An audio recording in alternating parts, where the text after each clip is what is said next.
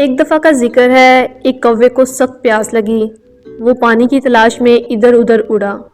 اس کی نظریں پانی تلاش کر رہی تھیں، مگر پانی کہیں نظر نہ آیا۔ اس نے ہمت نہ ہاری اور پانی کی تلاش جاری رکھی۔ اچانک باغ میں اسے ایک گھڑا نظر آیا۔ اس نے پانی پینے کی کوشش کی، مگر گھڑے میں پانی بہت کم تھا۔ اس کی چونچ پانی تک نہ پہنچ سکی۔ وہ بڑا پریشان ہوا۔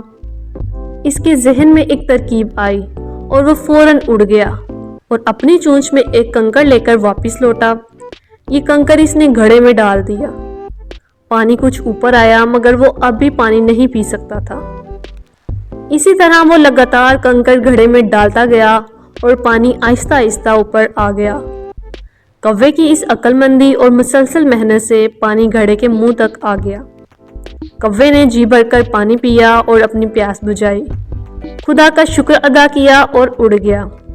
پیارے بچوں، اس کہانی سے ہمیں یہ سیکھ ملتی ہے کہ خدا ان کی مدد کرتا ہے جو اپنی مدد آپ کرتے ہیں۔ مزید اچھی ویڈیوز دیکھنے کے لیے اس ویڈیو کو لائک اور شیئر کریں اور میرے چینل کو سبسکرائب کریں۔